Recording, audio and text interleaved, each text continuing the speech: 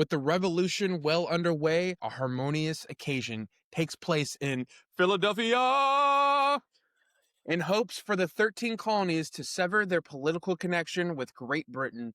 A meeting between the colonial representatives takes place. With the likes of John Adams, Benjamin Franklin, Thomas Jefferson, John Hancock, and many others, they are put at task to come up with a new form of government with its own set of rules for what will be known as the United States of America. With the struggles to come up with unanimous vote for independence, John Adams will stop at nothing to ensure the birth of a new nation. Can we see independence once and for all? Today, we do a discussion of sorts on the 1972 revolutionary musical, 1776. This is a Comic Talkers production, and you are listening to a socially, politically, financially, naturally, internally, externally, fraternally, eternally edition of Just for Click.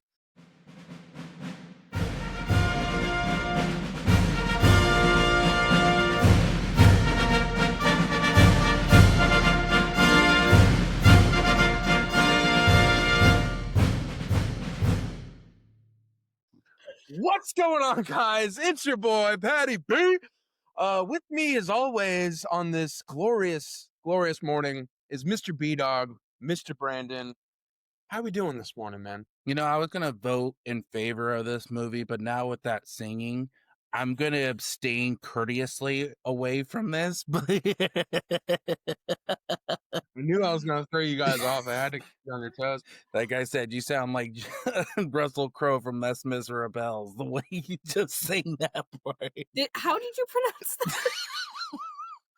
What's that? How did you pronounce that, Brandon? Les Miserables? Les Miserables? Okay. See, I'll rephrase, struggled with that. okay? Oh, no, I've called it the same thing as Brandon did, so. Yeah. What was it? You sound like Russell Crowe from Les Miserables, correct? Or just call it Les Mis. Les Everyone Mis, okay. does. You sound like Russell Crowe from Les Mis, okay? Like, this is just, Pat, stick to your day job, please. Don't try to sing anymore. Yeah. Or you're going to get me Okay. to abstain courteously, or I should have just said, sweet Jesus at the end of it all, but, Jesus. I love that McNair's your favorite. There's one of the smart asses that I enjoy in this film. But if you don't know who that lovely voice is, you know her as a co-host on the Comic Talkers podcast with myself. Please welcome back to the podcast, Mary. Mary, how are you doing? I'm good. I always love talking about this movie. I'm the reason you're doing this movie. Really are. 100%. 100%. So I have seen this movie musical at least 25 times in the last 5 years. And I'm not ashamed of that. It is a fantastic film. Even if it does occasionally make it look like they decided to make John Adams telepathic. That's one of those choices that works better on a stage. Yes. However, I appreciate the commitment. It was also 1972, so I'm not gonna veto that too hard, because most movie musical adaptations in that time period were just kind of fancier staged versions of the stage show. Yes. So I'm not gonna push too hard back against that. But yeah, so for those of you who don't know me from Comic Talkers, I actually went to the first college that was founded after the American Revolution. George Washington actually gave money out of his own pocket to help support my college when it was starting. We're the only university school in the country that got his permission to use his name. I was trained by early Americanists, and I did my senior thesis and presented to the American Historical Association on the American Revolution. So I'm kind of uniquely qualified. And I also went to a performing arts high school, so I'm kind of uniquely qualified to be here. What was it, right when we told Mary we were going to do musicals, Mary's like, 1776. I'm not hearing no for an answer. 1776. Yeah. And Well, I feel like for Mary, if we have any kind of revolutionary topic that we're covering, I mean, we did the Patriot discussion not too long ago. We're doing this. Who knows? You might see Mary on a future episode doing relatively the realm of the same topic too. But yeah, it's just funny because every time we've had her on here, it seems like that's what we're covering. but fans, don't ask us to watch or do like what we're doing now with the Patriot. Mary and I will No, wreck that movie I will not do it. so quickly. I had a professor kick someone out of class for saying that they enjoyed it. Patrick would be the guy that would say, you know what? Mel Gibson rocked in that movie and be like, get the fuck out of my class. But Wait, what did you say? I didn't hear that part. I said, Pat would be one of those guys. You know what? Mel Gibson rocked in that film, and then all of a sudden he's like, "Get the fuck out of my class." He did rock in that No, film. he did not. I mean, if you call, you can't tell me that Forest Sea isn't legit. I mean, it's probably not legit for historical purposes, but I think it's legit. It's like tactical reasons. So you're telling when he's coming out like, and then all of a sudden he's like, "See something happen to me. I want you to run." Like that seems logical. But anyway, we're not here to talk about the god awful Patriot film. Come at us, fans. Please don't.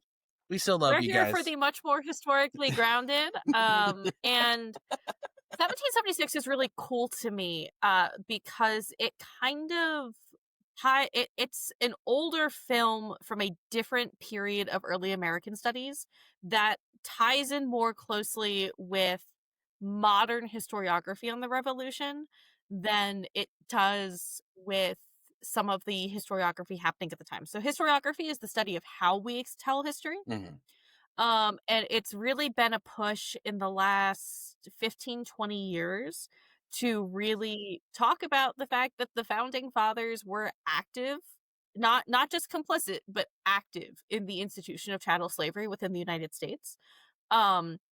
And that those who were not active were complicit in sort of acknowledging the fact that the Northern economy was dependent upon the Southern economy. Mm-hmm. It is also really prevalent within the last 15 to 20 years where we are sort of moving away from the myth of the bloodless revolution, where we are sort of acknowledging the actual horrific reality of war as it applies to our founding myth. And 1776 has two songs. They're often the most popular songs within this movie, within this musical, that directly tackle both of those topics. There's also a lot of general humor and dumbassery. Yeah, there is. Yeah. But it's constantly being undercut with sort of the reality of the situation in really sobering ways. And like the emotion of the situation is very clearly there. And a lot of the ridiculousness is kind of designed to show you how out of touch the Continental Congress really was with what was actually happening. Yeah. Let's go into Patty B's favorite time of the podcast. Let's get that little jingle. Yes. What is the budget? Bills, Yeah, well, money, though. Estimate it. How much money you think this budget was for this film? We're looking at 1972 here. I'm gonna go ahead and say the budget was probably. I mean, set wise, we got some pretty cool sets in this. I don't know. I think a majority of the movie is kind of in one place. I'm gonna go ahead and say this movie probably took about $2 million to make. Try $2 million more. Higher. Oh, okay, double. Actually, $6 million. Oh, what was it? Well, then IMDb, you suck.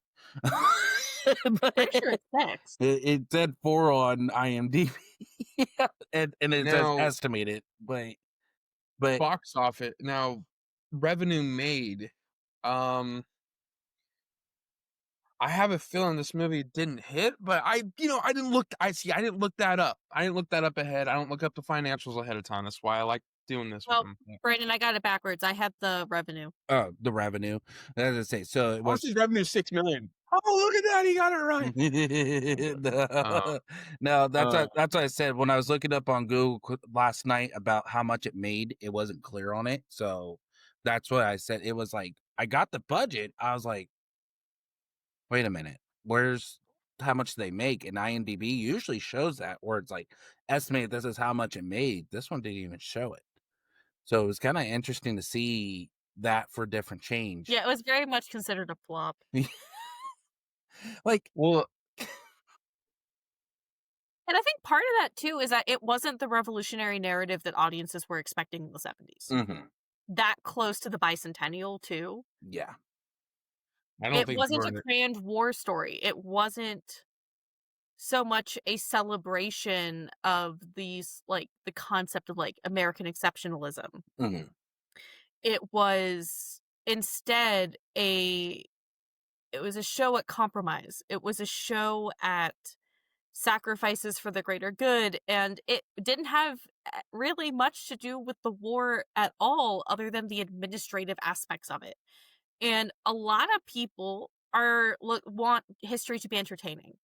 Um and while 176 is able to make Continental Congress entertaining, as someone who has read the papers of the Continental Congress, it's very dry. Yeah. And it's not a narrative that most people just kind of want to watch for fun. It it is. Yeah. That's why I said that's a good point to bring up because, like, I kind of thought that, but I also kind of thought it was a good play on thing situation with the movie too, because it was like a sense of look how these guys are not sitting back, but they don't have to fear what most do, and having like even the I had all the songs up here, then I lost it. Mama Looked Sharp. And I know Mary and I talked about it beforehand. That kind of to me was kind of like one of the first big like turns from comedical to seriousness. Because in the next song that comes in after that is even more serious. And then it kind of goes back into pelling. It was kind of a good shift in tone from comedical to now look at what's going on in a different aspect.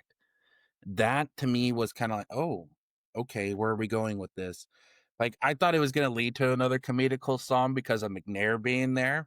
But I was like, okay, let's see where this goes. And it just like the mama look sharp. Like, it was just like, okay, that's a different turn in a tone sense. But let's go into it. I'm going to start with Mary this because with musicals, we've been kind of taking a moment to talk about one of our favorite songs from the film. Mary, what is your favorite song from the film? Probably my favorite song in this film is okay, I'm gonna separate them into sections because there's my favorite serious song, and then there's my favorite song to, like, have fun with. My favorite song to have fun with is My Name is Richard Henry Lee, because everything about the choreography and the staging and just everything about it is just so much fun. When I watched that scene, I literally thought about you through the whole scene. Was like, this is probably going to be the one Mary says she enjoys because it does come off like just his choreography, like how he almost fell into the well too. I was thinking, I was like, I don't know why. That's the Lees of Old Virginia, right? That's what the song's Yes. entitled. Yes. So that's the one that I sang for you. See, I knew that was Mary's favorite song, and I did it for Mary when I did it on the monologue. So you're welcome.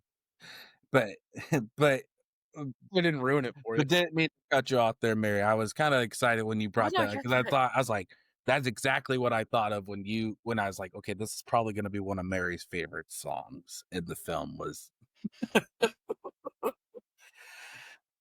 It's very obnoxious. It's a very obnoxious song. That's one thing I noticed with that character.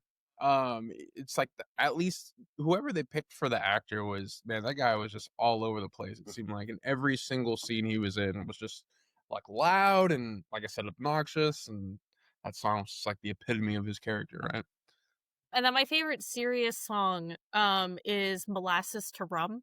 yeah, Um it is deeply haunting. There It is such a tone shift it's also a topic that you can feel starting to come up and simmer throughout much of the show. Mhm. And then when it finally happens, um it's really powerful. Um and I think one of the things that I really love about it, I was that's actually the song that was my first introduction to the show. In 8th grade history class, my teacher showed that song to us to explain how like the interconnected economies worked, rather than fully separating north and south. He was like, well, actually everything's part of the same economy. And he made us watch that. Um and I was so fascinated because that was kind of the first exposure that I had to sort of like the reality of like how things actually worked. Mhm. Um, but it's still, I think, it's a really good way to not only like, because it's haunting and it kind of really drives home like the horror of slavery without ever having you have to actually see someone enslaved. Mhm. Um, and all the while it kind of points out that like it's all well and good to choose not to choose not to actively participate, but as long as you are still engaging in structures that uphold oppression, you are complicit. And I think that's kind of one of those lessons and one of those things about American history that a lot of people are still kind of loath to admit. Um, Where even when we talk about the Civil War, people don't wanna talk about the fact that the Northern textile economy is completely dependent upon the Southern cotton economy, and they are always interconnected, and there's always someone profiting from slavery who is someone who is not the plantation owner. Um, and I think this is one of those things too where I feel like this addressed slavery better than Hamilton because it actually addressed it. Mhm. It wasn't a joke. I wish they would've not presented Jefferson quite as favorably given Jefferson. Um, it was 72. We know better now. Um, but yeah. I agree with you there because I did kind of like, and I don't favor him in history, but they did make him so likable in this film that it's kind of hard for you to not laugh during his scenes or not like get behind him a little bit. But that's why I said, like, overall song wise, for me, I probably put But Mr. Adams up there. Just the catchiness of the tune to go with it, with who's gonna write the Declaration of Independence. Um, just the way it flows as like a normal conversation, but it kind of jingles into a little like a little song. Like even Ben Franklin's Hell No in the middle of the song kind of made me laugh a little bit. Like, and then when Thomas Jefferson tells him to leave him alone, it was kind of like, "Oh, okay, let's see where this is going." And then how I used to love how John Adams would go up there and tell him to shut up in the middle of a song, like, "Let's get back to this. Let's focus on this right now." And then they were like, and so that one I enjoyed. I love the "Sit Down, John" song. That made me laugh a lot too. Like in the middle, it's like "Sit down, John." It's like Yeah. that scene got me a lot too. Uh, Seriousness wise, I would say Mama Look Sharp was a pretty big one for me. It it was a different song. It was a different tone, like we said, kind of shifted the narrative to now from comedical to now let's get a little bit serious now. And I really enjoyed it, that little shift tone. Um, but that's why I said that I would probably say those three songs of what I kind of gravitated to a lot. Um, but let's go to Pat. Pat, what's your Well, so song? yeah, for my favorite song, it was just fun. It's catchy. Just had the title. I gotta read the exact title. Piddle, Twiddle, and Resolve was my absolute favorite song of this. Oh, that's a good one. I even got my wife. stuck in her. I got it stuck in my wife's head, which I thought was pretty awesome for me. I mean, I got her saying North America, and just for her to do that, it just caught me off guard. And no, it's a fun song. I don't think William Daniels really misses in this movie. I think he's kind of the show, stealer. And I mean, we talked about it earlier, Brandon. I think he's honestly so good in everything he's in. Like, think about it. 3 years prior to this movie, he was doing The Graduate with Dustin Hoffman. Yeah. People don't realize that, or people don't think about it because of this movie. I know you had mentioned it earlier, Mary. This seems like you had a friend that saw William Daniels at a con, right? Or Yeah, you I were have so important information about the friends who saw him at the con is that they work for the National Park Service at revolutionary sites in the Boston area. Well, they did at the time. And they were like they're active historians. And so they had him sign a printed out portrait of him as John Adams. What was it? That's why I said it. You know, I now let me ask you this, because we also know, if anybody does not know, and this is more of an actor question and stuff too. Anybody does not know, when we talk about William Daniels, we think about Mr. Feeney from Boy Meets World. That is the first role everybody, I feel, goes to. Do you feel like I've never actually seen Boy Meets World. Um, so this is actually the role that I picture with his face.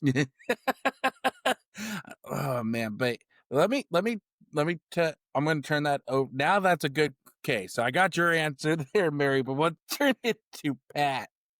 Do what? you feel that Mr. Feeney outshadows a lot of his roles? Because that's a good point to bring up, because I forgot he's in The Graduate as well.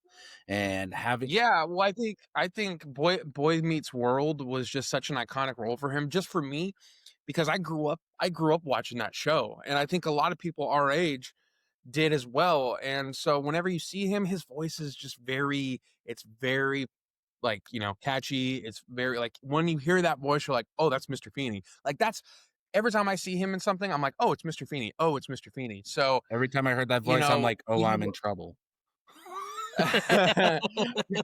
Mr. Matthews, Mr. Matthews. yeah. Yeah, dude.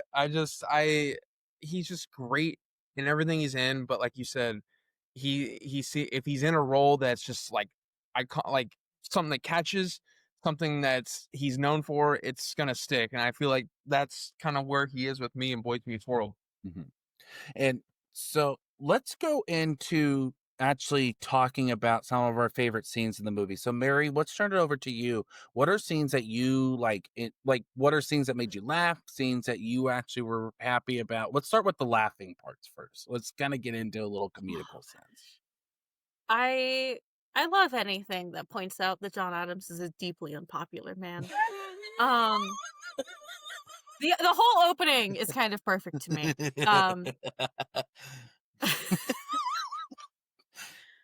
listen. I think John Adams was a great lawyer. I think he was a terrible president. He has nothing but respect for how he treated the Boston Massacre. Um, Nothing but my respect. I don't think he should have ever been able to hold the office of president. His ego's a little too fragile. Yeah, no, there's just um I think I think one of the things that I really appreciate about the way that they portray John Adams is because yeah, he kind of is a little over the top, but I think it's also really important, especially like the way he deals with John Hancock, where he's like pushing John Hancock. Mhm, And he's pushing John Hancock a lot because they had a close mutual friend who was martyred at the Battle of Bunker Hill mhm, just 1 year prior. mhm, And like this was a man that they were both very close with, and that man left 4 children orphaned as a result of fighting for this cause. And so like both of them being from Boston, Boston sort of being the revolutionary hub, the revolutionary seat, even if all of the political dealings are happening out of Philadelphia, mhm. is really, really important. And that's why you're seeing like John Hancock being pushed by John Adams so hard. Um, and if you guys will, I don't know if you guys pick up on this as you watch, but even like the John Hancock actor, as everyone else is doing their thing, he just looks completely done anytime a loyalist speaks. Yes, I noticed that too. He always seems disheveled too. Like he like something's out of place with him. Like he just looks like he's been going through it. This man's been up all night stressing about stuff. You kind of see that in certain scenes, I think, the, especially when he's Um, meeting with everyone. yeah. but like Boston is really like the people of Boston, which is where John Adams is from, have been the ones dealing with the revolution so far. Mhm. It hasn't, it's mostly been them. And because it has a very personal stake to John Adams, he cares about it. He's had friends die for the cause already, and they haven't even declared independence yet. And so he is, I think you kind of get the sense throughout the whole film that for him it's very personal. Mhm. And that's one of the things I really appreciate about every single scene where he's pushing and pushing and pushing, is because you can kind of feel him get more and more manic throughout the film. Yeah. Um, because he's so fed up with the fact that it seems like no one else seems to care. And that's kind of the point. Like, he has entire songs where he's up in the bell tower, like going, does anybody care?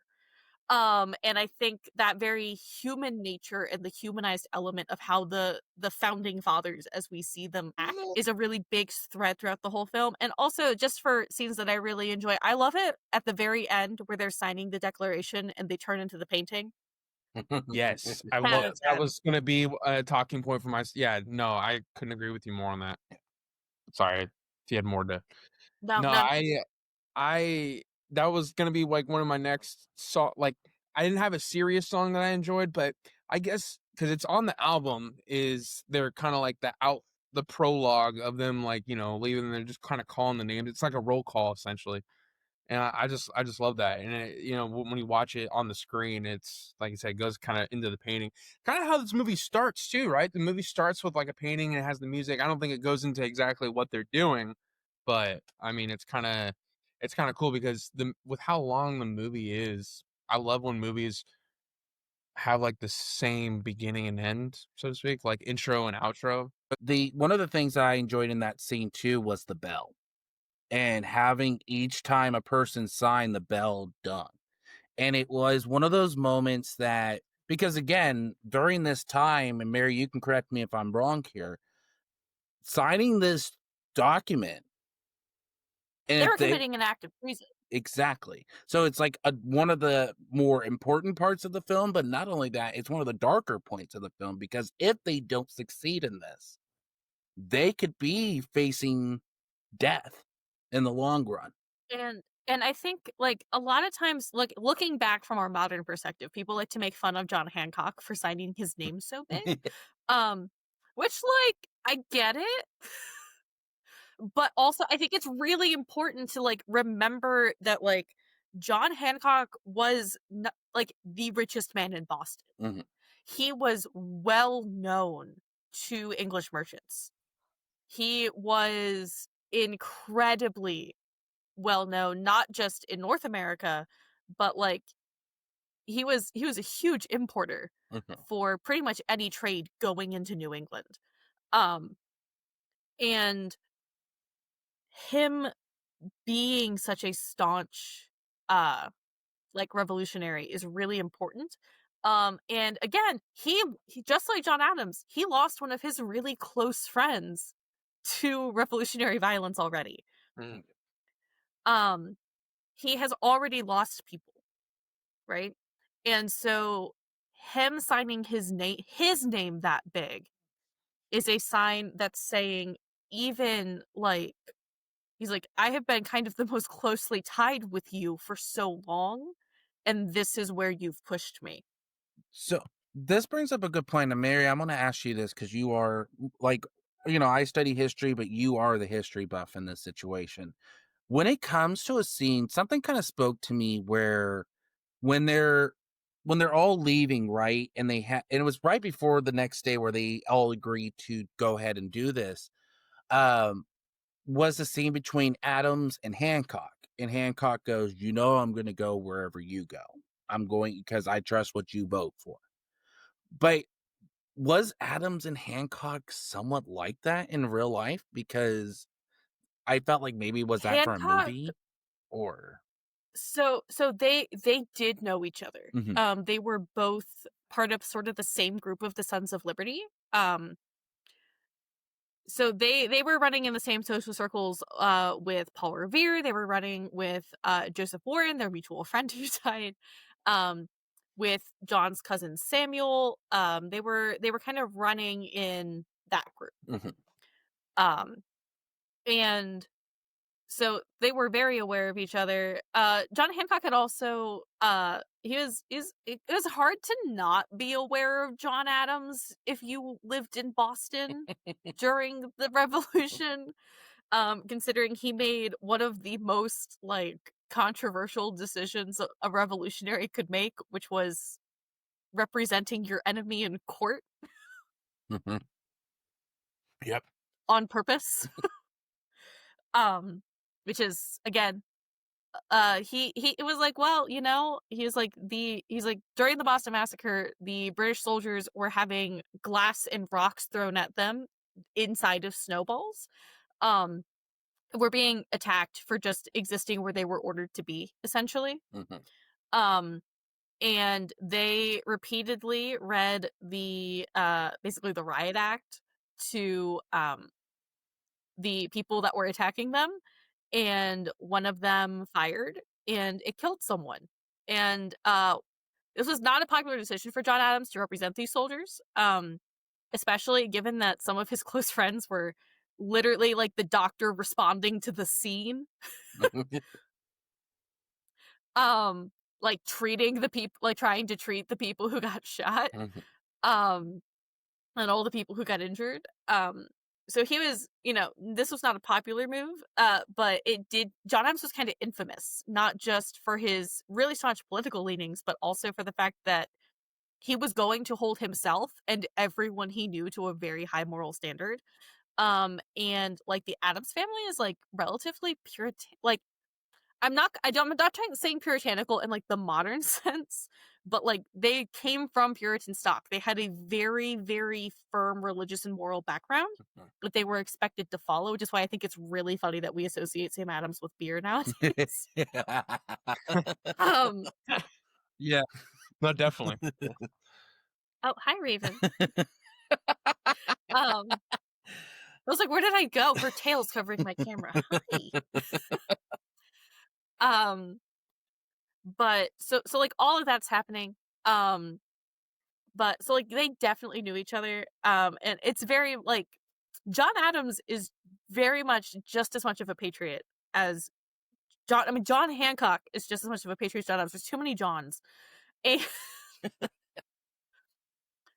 um, and it makes it really interesting when one of them has to remain neutral because he's supposed to be presiding over all of them, Mhm, but they both know where he stands. yeah. It that's why I was curious because in that film, it kinda showcased, like, we know in the film, John Adams is one of the main characters in this film, but I didn't know if Hancock really had that relationship with him. It's like, "Well, I'm gonna vote wherever you are," because I always thought John Hancock was one of the ones that was like, "I'm for this no matter what. Let's just go ahead and do See, this." he is, but he's also very genteel and polite. He's not as aggressive as John Adams. Yeah, good Um, point. Hancock was he was a lot of like the money and the influence. Mhm, Um, he wasn't quite the Spitfire. yeah. Um, which is also makes his like participation in groups like the Sons of Liberty, who were like going around tarring and feathering people, kind of really interesting. Where it's like he's the face, but the people he's representing are doing like objectively heinous things. And you can tell, and like I think it's always really interesting because like when you have to be the face of those things, he's not like really denouncing it. He's just kind of like ignoring that it's happening. Well, like one of the things, like I feel like there's a character or there's a person in history that's showcased in this film heavily. I think we should turn our eyes to, um, and it is Benjamin Franklin in this film. Ben Franklin being, we know he's one of the more key people in this as well. But what makes me laugh is they make him more of a comedical sense in this film as well. Oh yeah. This is the man who wrote a treatise on farts. I need you to know that. Like, this is actually like, I love it when people remember that that Ben Franklin's a little unhinged. This man wrote an entire essay about why it's better to date MILFs. Okay, like I forgot he did that. he's not. Could you imagine Reddit being a thing back in like the 1700s? Oh my god. Oh The my. Reddit thread on that would I be would bang my insane. head to a wall. Uh, but yeah, no, like Ben Franklin is known, like, a lot of times when we talk about him, we're like, oh yeah, he was really in favor of like inoculations and vaccines, and he's an abolitionist, and he does the printing press and the Farmer's Almanac and all of these things. And then you learn a secondary fact about Ben Franklin, and they don't line up.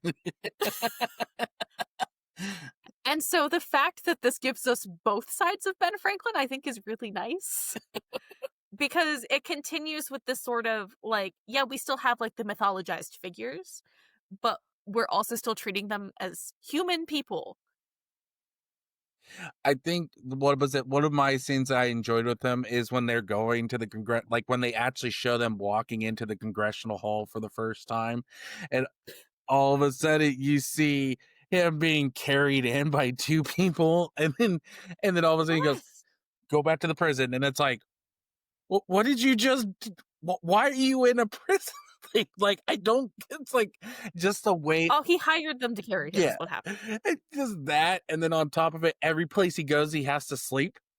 So when they go to Thomas Jefferson's like little apartment built or home, he He climbs into his bed. I was like, okay, it. Or when he's sitting there sleeping in the congressional hall, like even when I he do have to say, it's also very funny to me that they kept that Thomas Jefferson was like freakishly tall by colonial standards. yeah, that's why I said, like, one of the things I enjoyed about Franklin, he actually has one of my favorite lines in the film.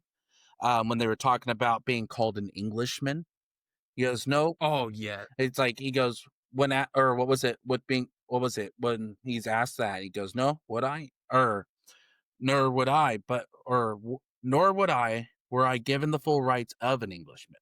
But to call me one without those rights is like calling an ox a bull. He's thankful for the honor, but he'd rather have restored what's rightfully his. I thought it's And like, not to be that person, not to be that person. They kind of had more freedom, and less taxes than anyone in England.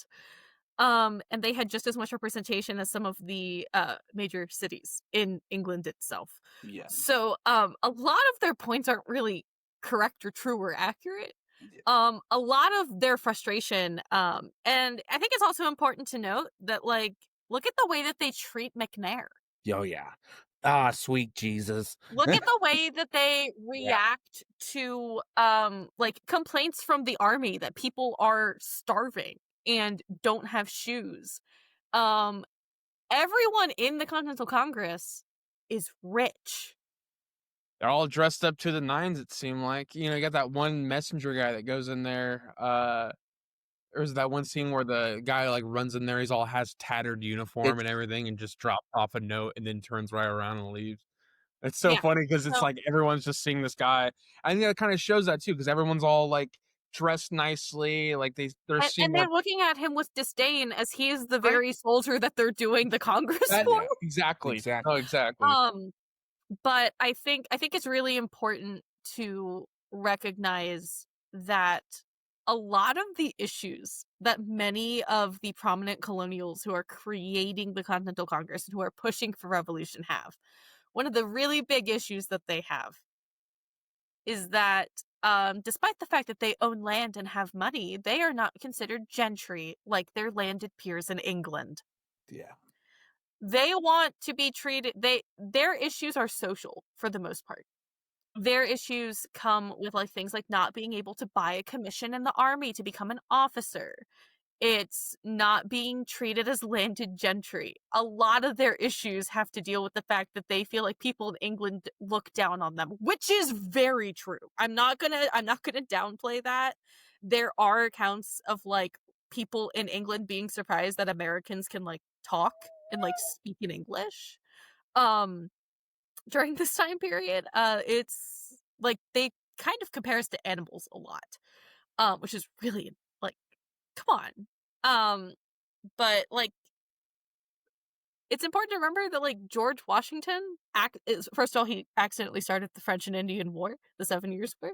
Um, that was him. But he was literally a British soldier. Yeah. I Like the person they have leading their army had been a British soldier and then was frustrated by the lack of respect he felt he got from the people he fought with who were from England. that's a good point to bring up because Well, they then treat poor Americans the exact same way. exactly. I think that's a and to kind of go back on a point Pat said too there, like I think it was important to see that because I noticed that from the beginning when the messenger comes in and you see how ratted up, dirty his uniform is, everything like Yeah. that. And then you see all the rich guys doing all that. But even then, like you can also tell by the colors of their again, another movie Wes Anderson possibly could do because of all the colors on their uniforms and stuff. But like how most The of the ones, Patriot? yeah, but like no, not even. But Wes Anderson does the Patriot. no, but like how even like John Adams and Thomas Jefferson and all them kind of do like more dark colors if it's like a Yeah, tan or a they very brown. much use fashion to split revolutionary and loyalists. Exactly. Because like you saw the ones like you had like a bright green one. You had all these that were actually in favor of white was another God, big John color. Dickinson. Like but like even then like even like how John Hancock and oh gosh, what's the dude's name? The one that always did the announcements. Like when he got the letter or Are you talking about the hold on? Are you talking about the helper guy that's in there mhm. that announces stuff? Okay, Yes. dude, one of my favorite parts of this movie, and it's like the most ridiculous, funny thing is when the dude he gets up and he like shakes his body like this, and he's like, "Fire wagon!" And I was like, Yeah. I'm like, dude, what did like? I had to rewind it again just to like That's McNair. fully like absorb everything that just happened in front of me. So that's McNair. That's the not the one that announces like all their announcements to Oh, I know who you're talking about. What is his name? I can't He remember. looks kind of ratty, or like I don't know. It doesn't look prim and proper. Like it's just Mary's in her moment where she's looking up stuff that she's locked I'm in. trying. I can't. The problem is I can't remember his. okay. I know the timestamp because I just watched it last night. It's like roughly like 30, No, I 40. know who he is. Yeah. The issue is that I don't know actors' names, Mm, and they all look very different while wearing a powdered wig. yes. And a lot of them, I only have pictures of them when they're like within a few years of them dying, and they look very different than in the movie. but but we can go ahead and change that. I was just bringing it up. Like I just loved his moments when he came on, and like even McNair's like, "Oh, sweet Jesus, get to the point," or like, "Come on, get to the point." And he's like, "Okay," But like even then, it was like how one of the other big scenes. I know we kind of talked about it beforehand. When they go over each state that's supposed to be there, when they go to New Jersey, there's nobody there for like the first little bit. I got it. Okay. I got it. The actor is Ralston Hill. It's Congressionary Secretary Charles Thompson. Charles Thompson, thank you. The but his Charles Thompson makes me laugh too. There's just good moments with him throughout the film. Like you could just tell, like it just rolls. Like like I said, the moment with him when he goes to New Jersey and he goes, New Jersey's not here, and he goes, oh, and he just goes over to the next state. It's just fun to kind of see how that rolls a little bit. But like one of the other scenes I like of his is when he thinks it's like he says he's gotten so used to Washington's letters, sometimes he feels like he's writing to him. And Mm-hmm. I thought that was like, okay, that's another good point there. And then, but like, I don't know. That's why I said it was just those scenes made me, or what was it, were good. Um, I think I get where you're coming from with the Delaware delegates. Like, I love how the one he goes, well, we have a tiebreaker, and he goes, what? And he pulls out his rifle that this is a tiebreaker, and all of a sudden he's just sitting there in the congressional hall with a big old rifle musket in his hand. I'm just sitting there, I'm like, okay. Even John Adams, like, we're not going there. Like, just go.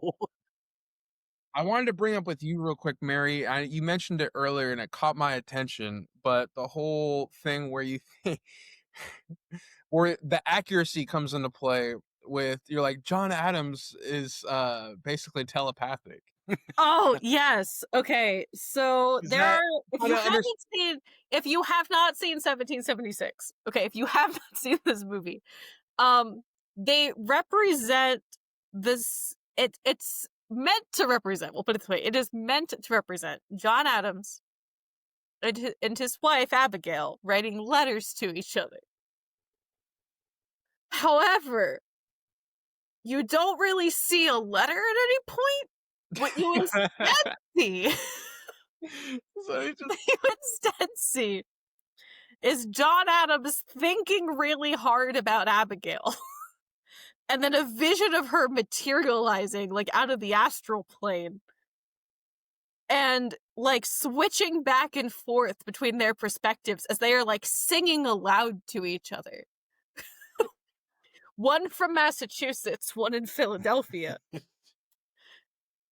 And I know it's a letter. I've read the letters. I know it's a letter.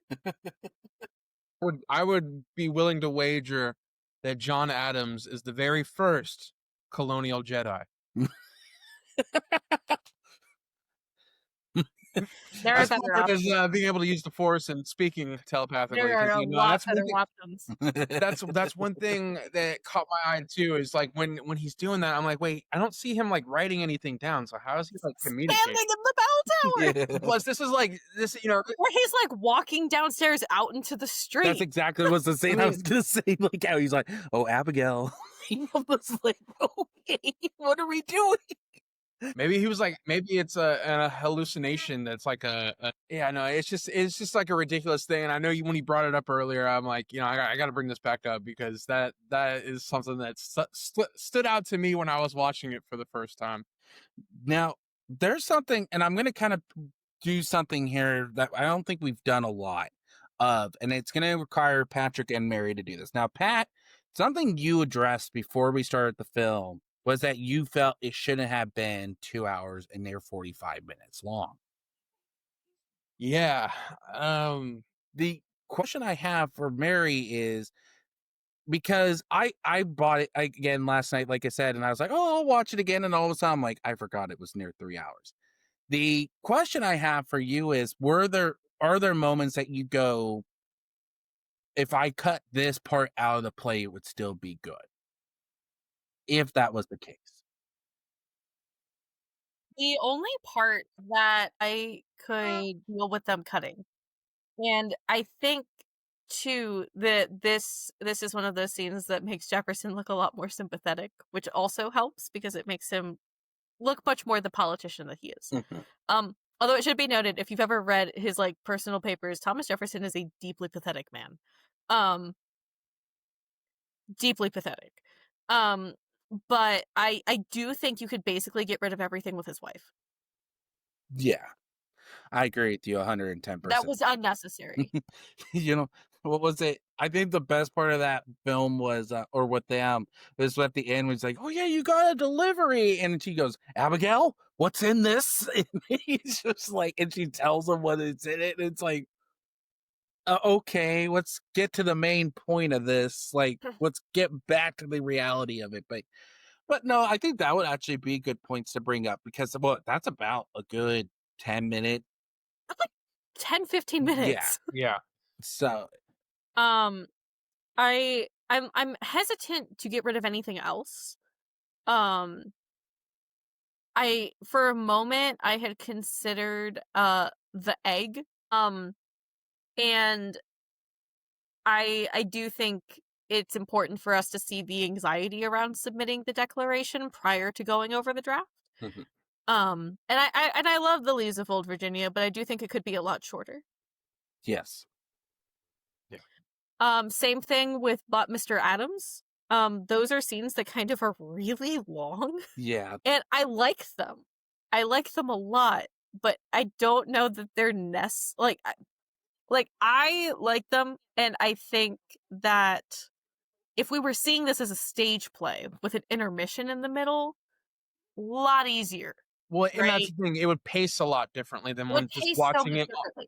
But if Yeah, we're and adapting it to a movie and we're trying, especially to get a modern audience to watch it, oh, yeah, yeah, um, yeah. like, Yeah. I can't imagine showing this to one of my students. I think they would throw something. My Um, my my biggest gripe here too, I just I find it not having enough songs for how long it is. I think there should be some more songs involved. I don't know what the songs would be necessarily, but me and Brandon were talking about this. It just seems like, I mean, I'm looking here at the soundtrack. I got it in front of me. You got 13 tracks in a 2 hour and 45-minute movie. So, and that's the thing where we talk about it. There's just a lot of scenes where it's just, are they talking for too long? You know, is there not enough musical aspect within this movie? You know, Well, like I think the good point, Mary, maybe correct me if I'm wrong here too. The most of the songs don't come to at least a good 50, 60 minutes into the film. A lot of the yeah, first part, you have a few songs, but the majority of the songs come after that first hour. And because there was like what, near 15, 20 minute scene where they're in there talking about the declaration and who's going to be on the council and who's going to do all this. It's a sense of that's kind of where I was kind of curious to see too, because I agreed with that. Like, I thought, I thought that was actually a good point to bring up. Uh, but Mary, what's your thoughts on that? I was just looking up where like intermission falls in the stage play, and the pacing is wild. Okay, like Because Act 1 doesn't end until after Mama Looks Sharp. wow, then Yeah. so it's already like a what, like all hour 45 That's like minutes. 2 hours. Yeah, Because Act 2 is literally just the egg, molasses to rum, compliments, is anybody there, and then the finale where they're posing. wow. That's why I said like there's really not like to be totally honest. After that, I don't really have a lot of complaints about the film. It's actually a pretty fun no, film to watch. It's It's easy. just long. It is it is. long.